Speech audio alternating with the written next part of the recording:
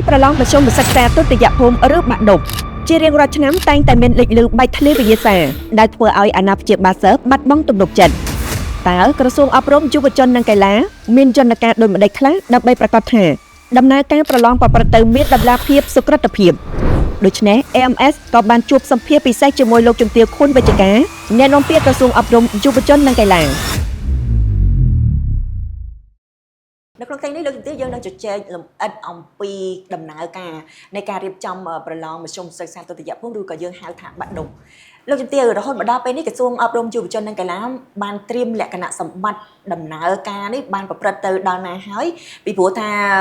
ថ្ងៃប្រឡងបាក់ឌុបកាន់តែខិតជិតចូលមកដល់ហើយចំនួនសិស្សនៅក្នុងឆ្នាំនេះបើយើងសង្កេតមើលទៅថាតើមានការកើនឡើងខុសពីឆ្នាំកន្លងទៅឬមួយក៏យ៉ាងម៉េចដែរហើយមណ្ឌលប្រឡងមានចំនួនប្រមាណដែរនៅទូទាំងប្រទេសចា៎ចាតតងទៅនឹងដំណើរការនៃការប្រឡងសញ្ញាបត្រមធ្យមសិក្សាទុតិយភូមិសម័យប្រឡងថ្ងៃទី10ខែសីហាឆ្នាំ2026ខាងមុខនេះក្រសួងអប់រំយុវជននិងកីឡាបានខិតខំប្រឹងប្រែងនៅក្នុងការរៀបចំយន្តការជាបន្តបន្ទាប់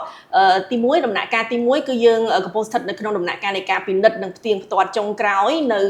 ចំនួនបេក្ខជនដែលបានដាក់ពាក្យចូលប្រឡងគឺយើងបានទទួលពាក្យហើយយើងឃើញថានៅក្នុងឆ្នាំនេះចំនួនបេក្ខជនមានការកើនឡើងលើសពីឆ្នាំមុនដែលមានចំនួនអ្នកចូលរួមសរុបចំនួនប្រមាណជា1551,238 នាក់ដែលធៀបទៅនឹងឆ្នាំមុនគឺកើនឡើងប្រមាណជា4,518 នាក់អញ្ចឹងស្ថិតបច្ចុប្បន្ននេះគឺនាយកដ្ឋានកិច្ចការប្រឡងកំពុងតែពិនិត្យយ៉ាងម៉ត់ចត់នៅបេក្ខជនដែលមានសិទ្ធិនេះដើម្បីប្រកាសជូនជាសាធារណជនបានជ្រាបហើយដំណាក់កាលទី2គឺយើងបានធ្វើការបណ្ដុះបណ្ដាលចំពោះគណៈមេប្រយោគទាំងអស់ដែលបានចូលរួមនៅក្នុងដំណើរការនៃការប្រឡងជាពិសេសគឺគណៈមេប្រយោគដែលយើងហៅថាក្រុមមុខវិជ្ជាសួរថាហេតុអីបានជាការបណ្ដុះបណ្ដាលក្រុមមុខវិជ្ជាឬក៏ក្រុមអភិមាតនេះជាការងារសំខាន់ពីព្រោះក្រុមមុខវិជ្ជាគឺជាក្រុមការងារមួយដែលជ្រើសរើសចេញពីបុគ្គលិកអប់រំដែលមានការទទួលខុសត្រូវខ្ពស់មានសុចរិតភាពដោយសារតែគាត់នឹងត្រូវទទួលមុខងារនៅក្នុងការកាត់ក្បាលចុះលេខសម្ងាត់និងរក្សាការសម្ងាត់នៅក្នុងដំណើរការនៃការចុះលេខសម្ងាត់នៃការផ្ទៀងផ្ទាត់សិលឹកកិច្ចការរបស់បងប្អូនក្រោយពេលដែលបងប្អូនដំណើរការសរសេររួចមានចូលដល់ដំណាក់កាលកំណែហើយរៀងរាល់ឆ្នាំក៏យើងបានរៀបចំនៅក្នុងការបណ្ដុះបណ្ដាលជំនួយការប្រមាថនិយាយរួមគឺអ្នកដែលជួយនៅក្នុងការសង្កេតការនិងចូលរួមនៅក្នុងការរក្សាភាពយុត្តិធម៌នៅក្នុងដំណើរការនៃការប្រឡងអញ្ចឹងកន្លងមកគឺក្រសួងអប់រំយុវជននិងកីឡាបានធ្វើការបណ្ដុះបណ្ដាលរួចរាល់ហើយក៏យើងរៀបចំជាកិច្ចប្រជុំជាច្រើនទៀតដើម្បីកោះហៅអ្នកដែលពាក់ព័ន្ធទាំងអស់ជាពិសេសគឺប្រធានផ្នែកធំនៅក្នុងដំណើរការនៃការប្រឡងហ្នឹងនៅក្នុងការប្រជុំណែនាំពិភាក្សាក៏ដូចជាពិនិត្យមើលថាតើការប្រឡងឆ្នាំមុនហ្នឹងដល់ពេលយើងឃើញថាមានចំណុចខ្វះខាតអីខ្លះដែលយើងអាចបំពេញបន្ថែមឬក៏កែលម្អអញ្ចឹងគិតមកដល់ពេលនេះយើងអាចនិយាយបានថាដំណើរការនៃការបណ្ដុះបណ្ដាលឬក៏រៀបចំពិភាក្សានិងធ្វើការកែលម្អហ្នឹងយើងបានរៀបចំរួចរាល់រីឯបេក្ខជនគឺយើងកំពុងស្ថិតនៅក្នុងដំណាក់កាលនៃការពិនិត្យចុងក្រោយដើម្បីបញ្ជាក់ជូនថាតើមានចំនួនប្រមាណអញ្ចឹងតាមទិន្នន័យបឋមគឺដោយនេះខ្ញុំបានជម្រាបជូនគឺមានចំនួនប្រមាណជាជាង 150,000 នាក់ហើយមណ្ឌលប្រឡងគឺនៅក្នុងឆ្នាំនេះមានប្រមាណជា244មណ្ឌលដែលយើងមើលឃើញថាមានការកើនឡើងលើសពីឆ្នាំមុនចំនួន3មណ្ឌលចាអញ្ចឹងមានន័យថាទាំងចំនួនសិស្សទាំងចំនួនមណ្ឌលគឺមានការកើនឡើងដូចគ្នាឥឡូវយើងងាកទៅតំបន់ព្រំដែនវិញពីព្រោះថាយើងដឹងហើយថានៅក្នុងតំបន់ព្រំដែនហ្នឹងគឺយើងមានបងប្អូនជាជនភៀសសិទ្ធិជាពិសេសពួកគាត់មិនដឹងថាមានចំនួនប្រមាណដែលគាត់ត្រូវមានឈ្មោះប្រឡងបាក់ឌុបដែរឬមួយក៏យ៉ាងណាទេហើយបើសិនជាមានវិញតើក្រសួងអប់រំមានការរៀបចំក៏ដូចជាការគាំពៀលើកទឹកចិត្តនិងរក្សានៅសុខសុវត្ថិភាពពួកគាត់នៅក្នុងកម្រិតណាមួយដែរដើម្បីឲ្យបានប្រឡងដូចគេដូចឯងចាចំណុចទី1ខ្ញុំសូមអនុញ្ញាតបញ្ជាក់ថាសម្រាប់បងប្អូនសិស្សានុសិស្សដែលកំពុងស្នាក់នៅទីតាំងសុវត្ថិភាពគឺភាគច្រើនគឺស្ថិតនៅក្នុងកម្រិតបឋមសិក្សានិងអនុវិទ្យាល័យដែលមិនមានការចូលរួមនៅក្នុងដំណើរការនៃការប្រឡងបាក់ឌុបនៅក្នុងឆ្នាំនេះទេដោយឡែកសម្រាប់បងប្អូនភាគសិទ្ធិផ្សេងទៀតឬក៏ជាពិសេសអាចនិយាយថានៅតាមតំបន់ព្រំដែននៅក្នុងខេត្តទាំង3គឺខេត្តបន្ទាយមានជ័យឧត្តរមានជ័យនិងខេត្តព្រះវិហារគឺក្រសួងអប់រំយុវជននិងកីឡាបានរៀបចំតាំងពីដំបូងនៅក្នុងការគាំទ្រការរៀនរបស់គាត់ដោយយើងមានរៀបចំជាកម្មវិធីបង្រៀនបែប live មានន័យថាមានគ្រូបង្រៀនពីភ្នំពេញដែលរៀបចំការរៀនហ្នឹងតែឲ្យបងប្អូននៅតាមខេត្តក្រុងទាំង3ហ្នឹងបានចូលរួមទាំងអស់គ្នាអ្នកសម្របសម្រួលដែលជាគ្រូនៅទីតាំងផ្ទាល់ដើម្បីឲ្យគាត់អាចចូលរៀនបន្ថែមនៅក្នុងថ្ងៃសៅរ៍អាទិត្យក៏ដូចជារៀងរាល់ល្ងាចថ្ងៃច័ន្ទថ្ងៃពុធថ្ងៃសុក្រដើម្បីគាត់អាចចូលរួមបំពន់បន្ថែមទៅលើមុខវិជ្ជាដែល ដែលគាត់ត្រូវការបំពន់អញ្ចឹងយើងផ្ដល់ជាការបង្រៀនដែលយើងហៅថា live streaming ហ្នឹងទៅខេត្តទាំង3ហ្នឹងជាប្រចាំតាំងពីដើមឆ្នាំសិក្សារហូតមកដល់ពេលបច្ចុប្បន្នហើយមួយទៀតក្រសួងអប់រំយុវជននិងកីឡាក៏បានរៀបចំគាំទ្រតាមរយៈការផ្ដល់ជាសម្ភារៈសិក្សាក៏ដូចជារៀបចំផ្ដល់នៅកម្រងវិញ្ញាសាកន្លងមកទៅកាន់បងប្អូនដើម្បីបងប្អូនអាចត្រៀមលក្ខណៈហើយខ្ញុំសូមអនុញ្ញាតបញ្ជាក់ថាកម្រងវិញ្ញាសានេះមែនទែនទៅគឺក្រសួងបានធ្វើការផ្សព្វផ្សាយជាទូទៅនៅតាមបណ្ដាញអនឡាញរបស់ក្រសួងរួចរាល់ហើយដែលសាធារណជនទាំងអស់អាច download បាននៅក្នុងសាលា digital ដោយឡែកសម្រាប់បងប្អូននៅក្នុងខេត្តក្រុងទាំង3ហ្នឹងគឺក្រសួងបានរៀបចំនៅក្នុងការបោះពុម្ពហើយយកទៅចែកជូនទៅដល់បងប្អូនតែម្ដងដើម្បីបងប្អូនអាចមានជាឯកសារហើយក្រៅពីនោះក៏យើងមានផ្ដល់នៅសម្ភារៈសិក្សាសៀវភៅសិក្សាគោលដើម្បីគាត់អាចស្វែងសិក្សាបន្ថែមដែរចា៎ចាអញ្ចឹងមានន័យថាជនភៀសសិកដែលពួកគាត់កំពុងភៀសសិកហ្នឹងមិនទាន់មាន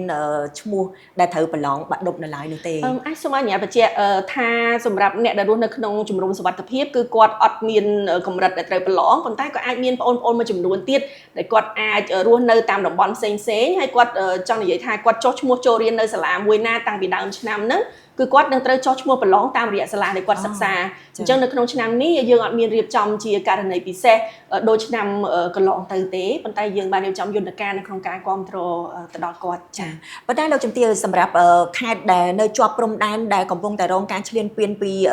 យោធាថៃហ្នឹងគឺនៅរៀបចំដំណើរការប្រឡងជាធម្មតាទេចាយើងនៅរៀបចំជាធម្មតាក្រសួងអប់រំយុវជននិងកីឡាធ្វើការងារនេះដោយសហការជាមួយនឹងភាគីពាក់ព័ន្ធជាច្រើនដែលនៅក្នុងនោះគឺក្រៅពីអង្គភាពប្រឆាំងអំពើពុករលួយដែលយើងបានដឹងស្រាប់ក៏មានសសយកក៏មានអង្គភាពអាជ្ញាធរដែនដី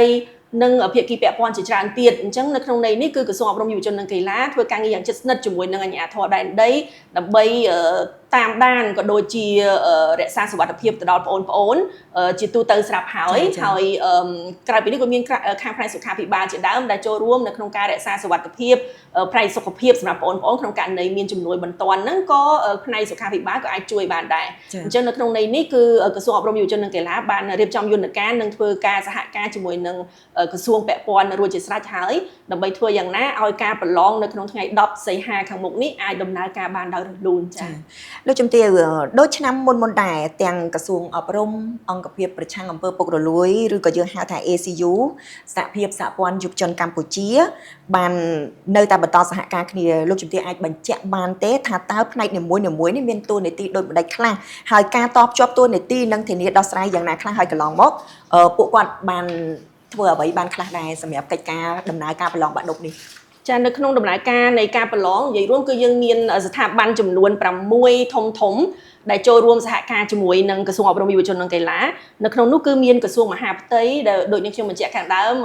តកតងទៅនឹងអាជ្ញាធរដែនដីគឺគាត់ចូលរួមនៅក្នុងការរក្សាសុវត្ថិភាពពិនិត្យមើលការធ្វើដំណើរក៏ដូចជាទីតាំងនីមួយៗថាតើពិតជាបានគោរពតាមនៅបទបញ្ញត្តិដែលក្រសួងអប់រំយុវជននិងកីឡាបានដាក់ចេញហើយក្រៅពីនោះក៏មានក្រសួងសុខាភិបាលកងរាជអាវុធហត្ថលើផ្ទៃប្រទេសអង្គភាពប្រឆាំងអំពើពុករលួយដែលអង្គភាពប្រឆាំងអំពើពុករលួយនេះគឺគាត់ចូលរួមតាំងពីដំណើរការដំបូងនៃការរៀបចំវិញ្ញាសារហូតដល់ការប្រកាសលទ្ធផលរហូតដល់ការរៀបចំបង្កើតជាក្រុមប្រឹក្សាវិន័យនៅក្នុងការពិនិត្យមើលនៅកំហុសនានាដែលអាចកើតមានដែលគណៈមេប្រយោគរបស់យើងឬក៏សិស្សានុសិស្សយើងបានធ្វើខុសមិនក្រុមបទបញ្ញត្តិជាដើមនិយាយរួមគឺតាំងពីដើមរហូតដល់ចប់ក្រៅពីនោះក៏យើងមានអគ្គិសនីកម្ពុជាដែលយើងតែងតែសហការគ្នាដើម្បីធ្វើយ៉ាងណាធានាថានៅក្នុងមណ្ឌលប្រឡងនីមួយៗនឹងអាចមានភ្លើងបំភ្លឺបានគ្រប់គ្រាន់ធ្វើសម្រួលនៅក្នុងការដំណើរការនៃការប្រឡងហើយសម្រាប់សហភាពសហព័ន្ធយុវជនកម្ពុជាក៏គាត់ចូលរួមនៅក្នុងការងារស្ម័គ្រចិត្តមែនតើតាំងពីមុននៃដំណើរការនៃការប្រឡងគឺគាត់ចូលរួមនៅក្នុងការបំពន់សិស្សានុសិស្សដែលមានតម្រូវការបន្ថែមទៅលើមុខវិជ្ជាដែលគាត់ខ្សោយហើយចង់បំពន់បន្ថែមអញ្ចឹង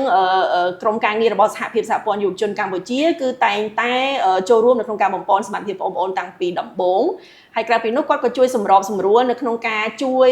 រកឬក៏សម្របសម្រួលតទៅនឹងទីកន្លែងស្នាក់នៅសម្រាប់បងប្អូនដោយសារតែដំណើរការនៃការប្រឡងហ្នឹងគឺយើងរៀបចំនៅ ទីរួមខេត្តឬក៏នៅទីរួមស្រុកសំខាន់មួយចំនួនអញ្ចឹងគាត់ត្រូវធ្វើដំណើរអ្នកដែលធ្វើដំណើរពីឆ្ងាយមកហ្នឹងបើសិនជាខ្វះខាតរកទីតាំងស្នាក់នៅអត់បានទេខាងសហភាពសហព័ន្ធយុវជនកម្ពុជាហ្នឹងក៏គាត់តែងតែសម្របសម្រួលនៅក្នុងការស្វែងរកទីកន្លែងស្នាក់នៅជាដើមហើយនឹងចូលរួមនៅក្នុងការធានាសុវត្ថិភាពតកតងទៅនឹងការផ្ញើកង់ម៉ូតូនៅមណ្ឌលប្រឡងនិងកិច្ចការផ្សេងទៀតដែលក្រសួងអប់រំយុវជននិងកីឡាអាចមានតម្រូវការអញ្ចឹងយើងឃើញថាដើម្បីដំណើរការប្រឡងនេះបានគឺទាមទារឲ្យអង្គភាពនិងស្ថាប័នជាច្រើនដែលចូលរួមនៅក្នុងការសហការរឿងនេះយើងឃើញថាស្ទើរតែជារៀងរាល់ឆ្នាំទៅហើយតែងតែមានការលេចលឺថាមានការធ្លាយនៅវិញ្ញាសាប្រឡងតើនៅក្នុងឆ្នាំនេះក្រសួងអប់រំយុវជននិងកីឡានឹងមានវិធានការអ្វីខ្លះដើម្បីកាត់បន្ថយឬក៏បិទតែម្ដងកុំឲ្យមានការធ្លាយវិញ្ញាសាហើយករណីមាននៅតែបន្តមានការធ្លាយវិញ្ញាសាបែបនេះទៀតថាតើអាចនឹងមានទោសទណ្ឌបែបណាដែរចាទី1មុននឹងឆ្លើយតបនឹងសំណួរនេះខ្ញុំសូមអនុញ្ញាតបញ្ជាក់ថាកន្លងមកមានព័ត៌មានបែបនេះក៏ប៉ុន្តែមិនដែលមានការលេចធ្លាយវិញ្ញាសាណាមួយកើតឡើងនោះទេជារួមនៅតាមបណ្ដាញសង្គមនានាយើងតែងតែឃើញមានបង្ហោះនៅក្រៅពេលប្រឡងជារួមជាការកត់ការចាំឬក៏ការផ្សព្វផ្សាយប៉ុន្តែតែងកើតឡើងនៅក្រៅដំណើរការនៃការប្រឡងចប់រួចរាល់ដោយឡែកតកតងទៅនឹងរឿងនេះគឺក្រសួងអប់រំយុវជននិងកីឡាតែងតែពង្រឹងនៅសុវត្ថិភាពហើយនឹងបន្តយន្តការនេះបន្តទៅមុខទៀតទី1បើសិនយើងពិនិត្យមើលទៅលើដំណើរការនៃការរៀបចំវិញ្ញាសាឬក៏ការ copy រៀបចំវិញ្ញាសាហ្នឹងគឺយើងជ្រើសរើសចេញពីសមាជិកភាពថ្នាក់ដឹកនាំរបស់ក្រសួងតែម្ដងដែលមានការទុកចិត្តខ្ពស់ពីថ្នាក់ដឹកនាំហើយក៏មានអង្គភាពប្រជាអំពើពុករលួយចូលរួមត្រួតពិនិត្យតាំងពីដំណើរការដំបូងតែម្ដងហើយនៅក្នុងដំណើរការនេះគឺមិនមានអ្នកណាម្នាក់មានសិទ្ធិប្រើប្រាស់ទូរស័ព្ទនោះទេហើយការងារដែលបំពេញហ្នឹងគឺមានលក្ខខណ្ឌជាច្រើនដែលដើម្បីរក្សានៅសុវត្ថិភាពនិងភាពសម្ងាត់នៃវិញ្ញាសាទាំងអស់ហ្នឹងហើយដំណាក់កាលទី2គឺយើងឃើញថាក្នុងដំណើរការនៃការប្រឡងក៏មានការចូលរួមពីបុគ្គលិកអប់រំសំខាន់នៅក្នុងការធានាថាវិញ្ញាសាត្រូវបានដឹកទៅដល់គ្រប់រាជធានីខេត្តក្រុងមុនដំណើរការប្រឡងនឹងដោយសុវត្ថិភាពដែលមានការបិទសែនលេនិងយន្តការជាច្រើនទៀតដើម្បីធានាថាវិញ្ញាសាទាំងអស់ហ្នឹងពិតជាត្រូវបានរក្សាបានយ៉ាងគត់មុតនិងមិនមានអ្នកណាម្នាក់បានបើកមើលមុនដំណើរការនៃការប្រឡងទេហើយដល់ឡែកនៅក្នុងដំណើរការនៃការប្រឡងទៀតមុនពេលដែលវិញ្ញាសាទាំងអស់ត្រូវបើកហ្នឹងគឺគណៈមេប្រយោគតែងតែយកវិញ្ញាសាហ្នឹងទៅឲ្យបងប្អូនដែលជាសិស្សានុសិស្សហ្នឹងពិនិត្យមើលនៅក្នុងថ្នាក់ដើម្បីមើលឃើញថាស្រោមសម្បត្តិដែលបិទចិត្តហ្នឹងពិតជាបានបិទចិត្តត្រឹមត្រូវសោដែលបានចាក់ហ្នឹងពិតជាមិនមានអ្នកដែលបានពិនិត្យមើលមុនទេហើយបងប្អូនទាំងអស់ចូលរួមនៅក្នុងការចុះហត្ថលេខាទទួលស្គាល់នៅអ្វីដែលបងប្អូនមើលឃើញទៅទៀតមួយវិញទៀតនៅក្នុងដំណើរការនៃការសំណេរហ្នឹងគឺអ្នកដែលមានសិទ្ធិប្រើទូរស័ព្ទដៃឬក៏គ្រឿងអេឡិចត្រូនិកហ្នឹងគឺមានតែគណៈមេប្រយោគទូទាំងប្រទេសឬក៏គេហៅថាភាគីសំខាន់ដែលមានចំនួនកំណត់មិនច្រើនទេនៅក្នុងដំណើរការហ្នឹងដើម្បីធានាថាវិញ្ញាសាអត់ត្រូវបានថតឬក៏មិនមានបញ្ហាណាមួយកើតឡើងទាក់ទងទៅនឹងការបែកធ្លាយវិញ្ញាសាហើយនៅក្នុងដំណើរការកែក៏ដូចគ្នាដែរគឺនៅក្នុងមណ្ឌលកំណែទាំងមូលហ្នឹងគឺមានតែប្រធានមណ្ឌលកំណែនិងប្រធានអបមាដែលគាត់មានសិទ្ធិប្រើប្រាស់ទូរស័ព្ទដៃក្រៅពីសន្តិសុខមេប្រធានគេហៅថារក្សាសន្តិសុខដែលគាត់តែងនៅផ្នែកខាងក្រៅនៃមណ្ឌលជាដើមអញ្ចឹងនៅក្នុងន័យនេះមានន័យថាការអនុញ្ញាតឲ្យប្រើប្រាស់គ្រឿងអេឡិចត្រូនិកហ្នឹងគឺមានចំនួនកំណត់ហើយអនុញ្ញាតឲ្យតែអ្នកដែលមានទទួលខុសត្រូវខ្ពស់នៅក្នុងមណ្ឌលឬក៏កន្លែងនីមួយហើយរៀងរាល់ដំណាក់កាលទាំងអស់គឺយើងតែងតែមានការចូលរួមយ៉ាងជិតស្និទ្ធអំពីអង្គភាពប្រឆាំងអំពើពុករលួយអញ្ចឹងក្រៅពីគាត់ចូលរួមផ្ទាល់យើងក៏មានការបំពាក់កាមេរ៉ាជាដើមដើម្បីតាមដានពិនិត្យនិងគេហៅថាជួយផ្ទៀងផ្ទាត់គ្នាទៅវិញទៅមកនៅភាពសម្ងាត់ទាំងអស់នេះចំណែកក្នុងដំណាក់កាលនៃការគេហៅថាស្រង់បន្ទុកវិញទៀតសោតក៏យើងធ្វើការងារយ៉ាងគត់មុតនិងរក្សាភាពសម្ងាត់រហូតដល់ចុងបញ្ចប់នៃការប្រកាសលទ្ធផលហើយដោយឡែកបើសិនជាយើងរកឃើញថាមានសមាជិកភាពណាមួយវិភាគីណាមួយដែលមិនគោរពនៅបទបញ្ញត្តិហ្នឹងគឺត្រូវតែទទួលទោសទៅតាមការកំណត់របស់ក្រមប្រឹក្សាវិន័យមានន័យថានៅក្រៅពេលនៃការប្រឡងបាក់ឌុបទាំងមូលចប់ក្រសួងអប់រំយុវជននិងកីឡាសហការគ្នាជាមួយនឹងអង្គភាពប្រជាអំពើពុករលួយគឺរៀបចំជាគេហៅថាក្រុមប្រឹក្សាវិន័យមួយដើម្បីពិនិត្យមើលនៅរឿងរ៉ាវដែលកើតមានទាំងអស់ឧទាហរណ៍ថាមានសិស្សយកសំណៅចូលថាតើគាត់យកដោយរបៀបណាយើងមានកំណត់ហេតុលម្អិតពីមណ្ឌលសំណេរមកអញ្ចឹងផ្អែកទៅលើហេតុទៅលើកំណត់ហេតុលម្អិត ក៏ដូចជាអ្នកដែលពាក់ព័ន្ធដែលបានចូលរួមឃើញហេតុការណ៍នេះគឺយើងធ្វើការវិនិច្ឆ័យរួមគ្នាដើម្បីកំណត់អំពីគេហៅថាកម្រិតវិន័យទាំងអស់ហ្នឹងចាអាចបញ្ជាក់បានទេលោកជំទាវអាចករណីដែលមានការធ្លាយនឹងទោសទណ្ឌកម្រិតណាដែរទៅអាចបញ្ជាក់លម្អិតបន្តិចបានមែនទៅគឺយើងអាចនិយាយបានថាយើងមានច្បាប់ដែលតាក់ទងទៅនឹងសហលក្ខន្តិកៈមន្ត្រីរាជការដែលគ្រប់គ្នាដែលជាបុគ្គលិកអប់រំទាំងអស់ដែលចូលរួមនៅក្នុងដំណើរការកំណែនិងសំណេរទាំងអស់ហ្នឹងត្រូវតែគោរពហើយនៅលក្ខខណ្ឌក្រៅពីអ្វីដែលមានចែងនៅក្នុងច្បាប់សហលក្ខន្តិកៈមន្ត្រីរាជការហ្នឹងគឺទោសទណ្ឌមួយចំនួនហ្នឹងគឺពាក់ព័ន្ធទៅនឹងគេហៅថាផ្នែកច្បាប់ដែលត្រូវពិនិត្យនិងដាក់ទោសទៅតាមផ្នែកច្បាប់ជាធរមានអញ្ចឹងក្រសួងអប់រំយុវជននិងកីឡានឹងរក្សាឲ្យបានខ្ជាប់ខ្ជួននិងសហការជាមួយនឹងគ្រប់ភាគីពាក់ព័ន្ធដើម្បីអនុវត្តទោសនេះអញ្ចឹងនៅត្រង់ថាតើទោសនេះនឹងមានកម្រិតធ្ងន់កម្រិតណានោះគឺមានន័យថារឿងមួយចំនួនគឺយើងនឹងទុកឲ្យអ្នកច្បាប់ដើម្បីវិនិច្ឆ័យនិងពិចារណាអញ្ចឹងមានន័យថាយើងក្រៅពីមានក្រុមប្រឹក្សាវិន័យដែលពិនិត្យមើលដំបូងហើយគឺយើងនឹងកំណត់ថាតើអ្នកណានឹងត្រូវទទួលទោសកម្រិតណាអ្នកណាដែលត្រូវបញ្ជូនទៅកាន់ច្បាប់បន្តទៀតនៅក្នុងការវិនិច្ឆ័យយើងឃើញជារៀងរាល់ឆ្នាំគឺតែងតែមានសិស្សមួយចំនួនគាត់តែងតែមិនពេញចិត្តនៅការកែរបស់ក្រសួងអប់រំដូចជាពាក់ព័ន្ធទៅនឹងបច្ចេកវិទ្យាដែលកែដោយប្រើបច្ចេកវិទ្យាវាអាចនឹងមានការerrorម៉ាស៊ីនឬមួយក៏យ៉ាងម៉េចអញ្ចឹងឧទាហរណ៍ថានៅក្នុងឆ្នាំនេះបើសិនជាសិស្សគាត់មានការមិនពេញចិត្តនៅកំណែទាំងអស់ហ្នឹងតើគាត់អាចដាក់ពាក្យស្នើសុំដោយរបៀបណាឬមួយក៏ក្រសួងមានវិធានការដំណោះស្រាយសម្រាប់សិស្សដោយរបៀបណាដែរចាតកតងនឹងការកែមែនទែនទៅគឺកែដោយលោកគ្រូអ្នកគ្រូដែលធ្វើការជ្រើសរើសចេញពីគ្រូបង្រៀនថ្នាក់ទី12មានន័យថាគាត់មានបទពិសោធន៍បង្រៀននៅលើមុខវិជ្ជាហ្នឹងគាត់ស្គាល់ច្បាស់អំពីកម្មវិធីសិក្សានិងខ្លឹមសាររបស់មេរៀនទាំងមូលហើយដំណើរការនៃការកែហ្នឹងគឺលោកគ្រូអ្នកគ្រូដែលជាប្រធាននិងជាអនុប្រធានក្រុមកំណែគឺគាត់ជាអ្នករៀបចំអត្រាកំណែអញ្ចឹងមានន័យថាទី1អត្រាកំណែហ្នឹងគឺជាឯកសារគោលសំខាន់សម្រាប់ចែកជូនទៅដល់សមាជិកកំណែទាំងអស់នៅក្នុងការគោរពតាមនៅក្នុងការកែនិងផ្ដល់ពិន្ទុទៅដល់បងប្អូននេះជាចំណុចទី1ចំណុចទី2គឺនៅក្នុងយន្តការនៃការកែគឺយើងកំណត់ឲ្យសញ្ញាកិច្ចការនីមួយៗហ្នឹងត្រូវកែដោយគ្រូចំនួន2នាក់ដែលគាត់ត្រូវកែឲ្យផ្ទៀងផ្ទាត់ពិនិត្យមើលថាត្រឹមត្រូវនឹងឯកភាពទៅលើពិន្ទុហ្នឹងហើយទើបយើងទទួលយកថាពិន្ទុហ្នឹងគឺជាពិន្ទុដែលត្រឹមត្រូវហើយទទួលយកបានអញ្ចឹងក្រោយពេលកែរួចគាត់នឹងចុះចម្លងពិន្ទុហ្នឹងទៅក្នុងសញ្ញាមួយដែលយើងហៅថាសញ្ញាសម្រង់ពិន្ទុឬក៏ហៅកាត់ជាភាសាបច្ចេកទេសថាសញ្ញា MCS ហ្នឹងអញ្ចឹងមានន័យថាមានតែសញ្ញានេះមួយគត់ដែលនឹងត្រូវបញ្ជូនមកកន្លែងបូកស្រង់ដោយប្រើបច្ចេកវិទ្យាអញ្ចឹងនៅក្នុងការកែនឹងទៀតសោតនឹងខ្ញុំសូមអនុញ្ញាតបញ្ជាក់បន្ថែមទៀតថាយើងបានកាត់ក្បាលមានរក្សាការសម្ងាត់ហើយដើម្បីរក្សាការសម្ងាត់ហ្នឹងគឺចែកចេញជាច្រើនដំណាក់កាលទៀតអញ្ចឹងអាចរៀបចំឲ្យពន្យល់ត្រួសថាទី1ក្រុមមុខវិជ្ជាដែលគាត់គេហៅថាទី1ពេលដែលសិលកិច្ចការទៅដល់មណ្ឌលកំណែគឺក្រុមការងារត្រូវតែពិនិត្យផ្ទៀងផ្ទាត់ថាឈ្មោះហ្នឹងពិតជាត្រឹមត្រូវអ្នកអវត្តមាននៅកន្លែងណាហ្នឹងផ្ទៀងផ្ទាត់ជាមួយនឹងបញ្ជីវត្តមានអវត្តមានត្រឹមត្រូវសិស្សណាគាត់តกระดาษឬមិនតกระดาษត្រូវកឹបđểឲ្យបានរៀបចំឲ្យបានត្រឹមត្រូវរួចរាល់បន្ទាប់មកយើងចាប់ដើមដាក់អក្សរសម្ងាត់ក្រោយពេលដាក់អក្សរសម្ងាត់ហើយយើងកាត់ក្បាលវាចេញនិងកិច្ចការនេះមិនទាន់បញ្ជូនគេហៅថាផ្ទាល់ទៅកាន់អ្នកកែទេយើងមានក្រុមមួយទៀតដែលចាំទទួលសញ្ញាកិច្ចការដែលកាត់ក្បាលហើយហ្នឹងគេហៅថាក្រុមបែងចែកសញ្ញាកិច្ចការអញ្ចឹងក្រុមបែងចែកសញ្ញាកិច្ចការហ្នឹងគឺគាត់ជាអ្នកចាត់ចែងថាតើដុំកិច្ចការមួយណានឹងត្រូវបកគលទៅឲ្យអ្នកកែមួយណាមានន័យថាមិនមែនអ្នកកែគាត់មានសិទ្ធិនៅក្នុងការជ្រើសរើសដុំដែលគាត់ចង់កែនោះទេអញ្ចឹងក្រោយពីគាត់ទទួលបានឯកសារដែលកែចូលទៅក្នុងក្រុមគាត់ដែលមានសមាជិកចន្លោះពី23ទៅ20អាចលើសនឹងទៅតាមក្រុមកំណែមួយ28នាក់ក៏អាចមានអញ្ចឹងប្រធានក្រុមកំណែគឺត្រូវតែត្រួតពិនិត្យឯកសារហ្នឹងបញ្ជូនទៅឲ្យអ្នកកែហើយអ្នកកែទៀតសោតអត់មានសិទ្ធិនៅក្នុងការជ្រើសរើសឬក៏បដិសេធនៅដុំកិច្ចការដែលប្រធានក្រុមកំណែផ្ដល់ឲ្យទេអញ្ចឹងនៅក្នុងន័យនេះគឺមានន័យថាគ្រប់ដំណាក់កាលទាំងអស់គឺមានន័យថាយើងធ្វើដោយរក្សាភាពសម្ងាត់អត់ឲ្យគ្រូមានសិទ្ធិនៅក្នុងការជ្រើសរើសដុំដែលខ្លួនកែហើយនៅក្នុងករណីដែលយើងមើលឃើញថាសញ្ញាកិច្ចការណាមួយមានគេហៅថា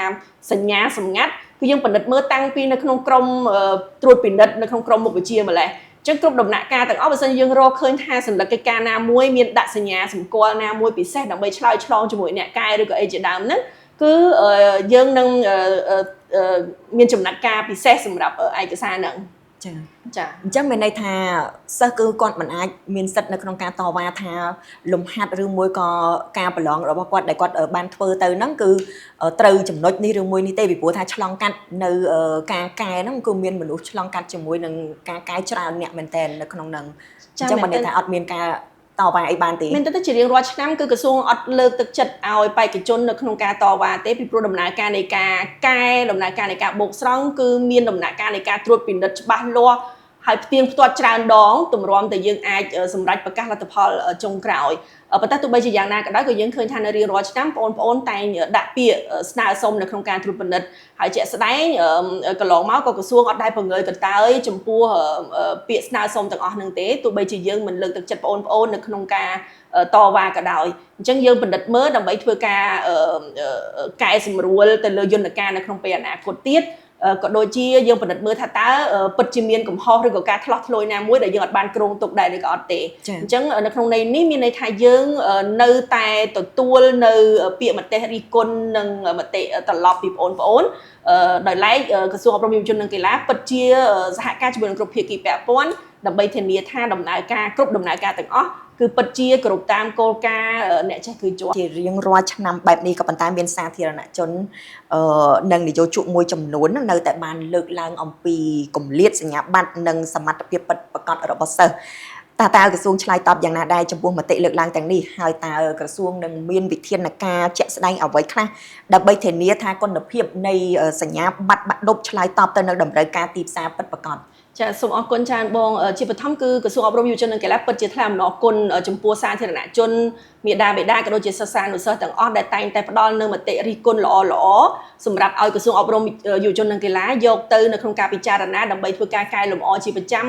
ទាំងដំណើរការនៃការរៀននិងបង្រៀនក៏ដូចជាដំណើរការនៃការប្រឡងអញ្ចឹងនេះខ្ញុំសូមអនុញ្ញាតបញ្ជាក់ថាដំណើរការនៃការប្រឡងនេះគឺពិតណាស់គឺយើងវាស់ស្ទង់អំពីសមត្ថភាពរបស់បងប្អូនផ្អែកទៅលើស្តង់ដារកម្មវិធីសិក្សារបស់បងប្អូន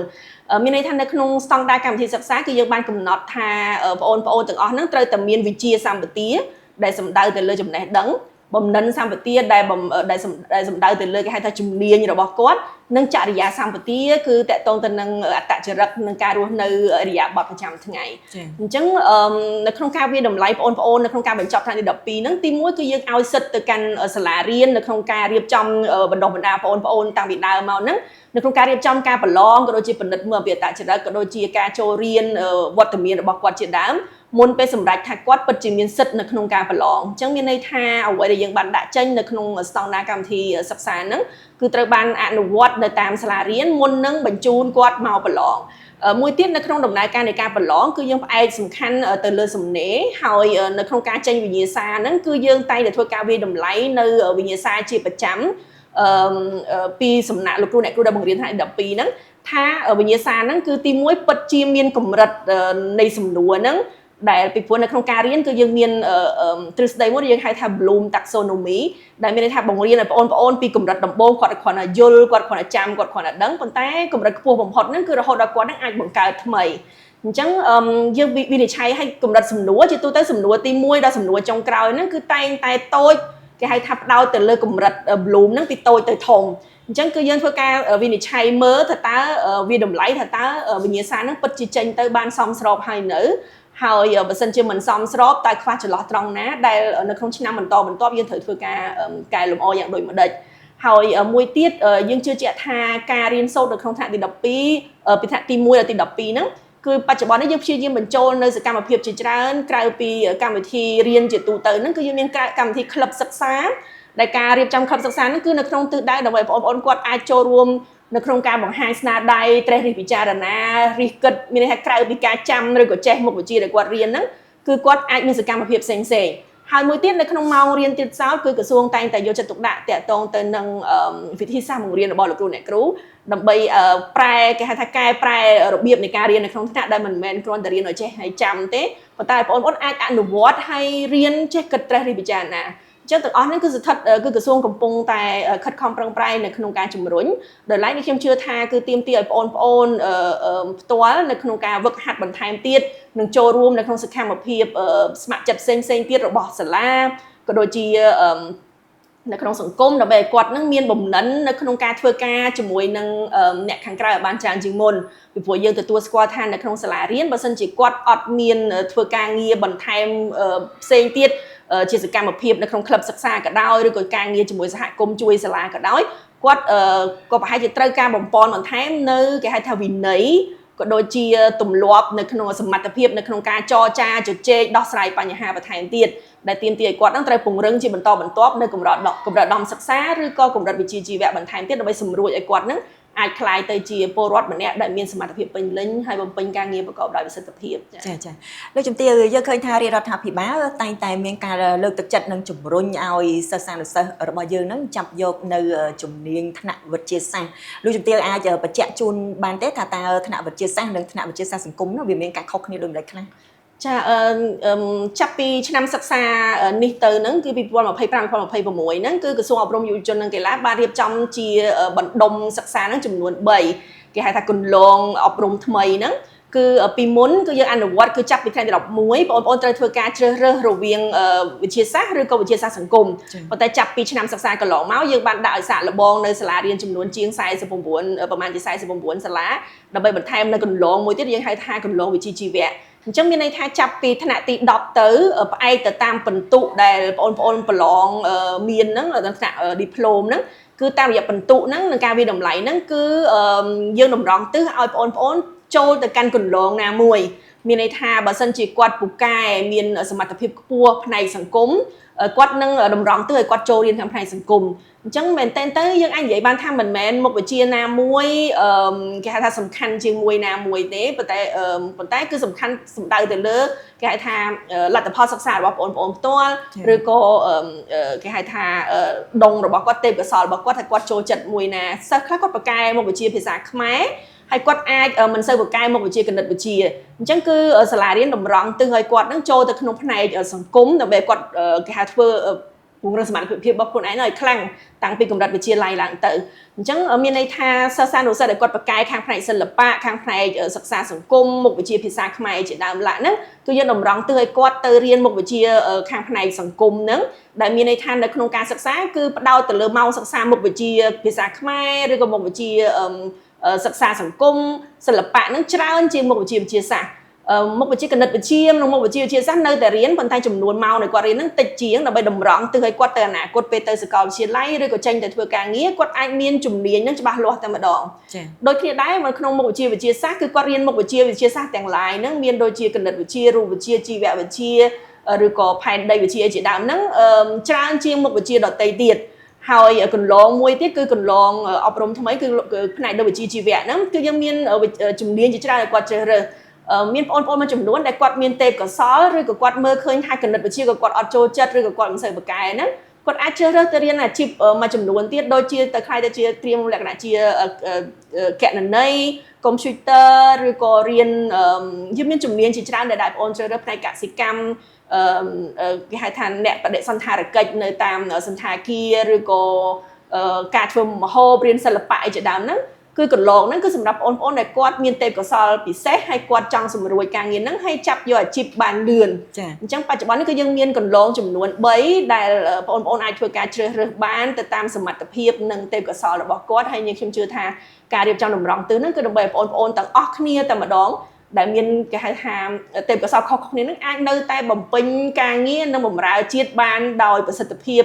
ខ្ពស់ទៅពេលអនាគតចា៎លោកជំទាវអាចរំលេចបានទេថានៅក្នុងការប្រឡងបាក់ឌុបឆ្នាំនេះសិស្សដែលជ្រើសរើសយកថ្នាក់វិទ្យាសាស្ត្រនិងវិទ្យាសាស្ត្រសង្គមមានចំនួនប្រមាណភាគរយដែរនៅក្នុងឆ្នាំនេះយើងឃើញថាបងប្អូនដែលប្រឡងជ្រើសរើសមុខវិជ្ជាផ្នែកវិទ្យាសាស្ត្រហ្នឹងគឺមានប្រមាណជា25%ឯវិទ្យាសាស្ត្រសង្គមមានប្រមាណជា75%នេះតាមតួលេខបឋមដែលយើងកំពុងតែត្រួតពិនិត្យបន្ថែមចាលោកជំទាវរំពឹងទុកថានៅក្នុងការប្រឡងបាក់ឌុបឆ្នាំនេះនឹងមានចំនួនអត្រាដែលសិស្សត្រូវប្រឡងជាប់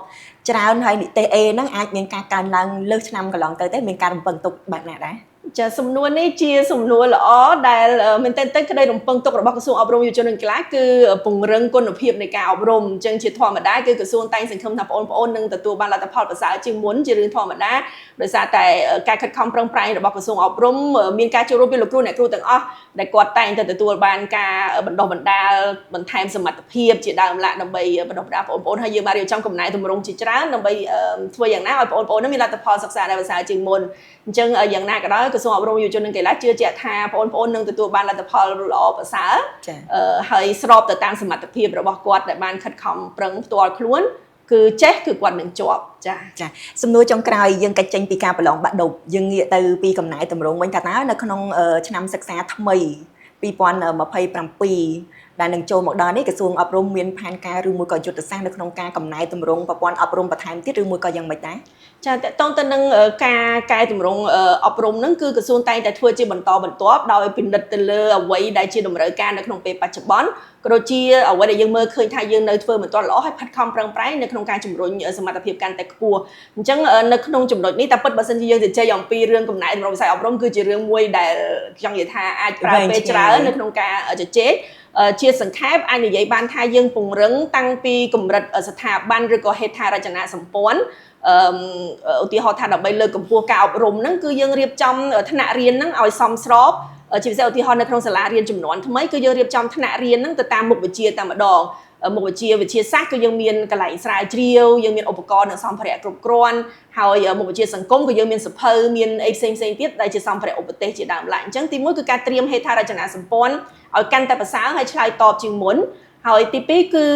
គុណវុឌ្ឍិរបស់គ្រូបង្រៀននៅខ្ញុំជឿថាថ្មីនេះប្រហែលជាលោកគ្រូអ្នកគ្រូក៏ដូចជាសាធារណជនបានដឹងថាក្រសួងអប់រំយុវជននិងកីឡាសហការជាមួយនឹងក្រសួងពាក់ព័ន្ធហើយរាជរដ្ឋាភិបាលបានរៀបចំចេញជារាជក្រឹត្យមួយដែលតាក់ទងទៅនឹងអង្គគ្រូបង្រៀនដែលបង្ហាញឲ្យឃើញអំពីការយកចិត្តទុកដាក់របស់រាជរដ្ឋាភិបាលទៅលើគ្រូបង្រៀនអញ្ចឹងឯកសារមួយនេះគឺបង្ហាញឲ្យឃើញអំពីកំណែទម្រង់មួយស៊ីជម្រៅនិងមានការទទួលស្គាល់គ្រូបង្រៀនគឺបញ្ជាក់ច្បាស់លម្អិតតាំងពីពេលដែលគ្រូបង្រៀនមុនពេលចូលធ្វើដូចម្ដេចដើម្បីខ្លាយជាគ្រូពេលគ្រូត្រូវមានកាតព្វកិច្ចនិងមានការលើកទឹកចិត្តអីខ្លះរហូតដល់ពេលគាត់ចូលនិវត្តន៍ជាដើមអញ្ចឹងឯកសារមួយនេះគឺអនុញ្ញាតឲ្យយើងរៀបចំជាផែនទីបង្ហាញផ្លូវមួយទៀតសម្រាប់លើកកម្ពស់គ្រូបង្រៀនអញ្ចឹងក្រៅពីសមត្ថភាពគ្រូបង្រៀនក៏យើងមានកំណែតម្រង់តាមសាលារៀនដើម្បីធ្វើយ៉ាងណាឲ្យបងប្អូនអាចរៀនបានប្រសើរជាងមុនទាំងវិធីសាស្ត្របង្រៀនទាំងការលើកកម្ពស់សមត្ថភាពក៏ជាការសហការជាមួយនឹងសហគមន៍អញ្ចឹងនិយាយជារួមគឺកំណែតម្រង់វិស័យអប់រំដែលក្រសួងអប់រំខិតខំប្រឹងប្រែងធ្វើការក្នុងរយៈពេលជាង10ឆ្នាំកន្លងមកនេះគឺផ្ដោតសំខាន់យ៉ាងណាដើម្បីឲ្យលទ្ធផលនៃការសិក្សារបស់បងប្អូននឹងប្រសើរជាងមុនហើយឆ្លើយតបទៅនឹងបរិបទថ្មីដែលយើងឃើញថា AI មានតួនាទីសំខាន់នៅក្នុងការងារឬក៏ជីវិតប្រចាំថ្ងៃចាអរគុណច្រើនលើកជំទាវសម្រាប់ការចូលរួមចាសូមអរគុណច្រើនបងចា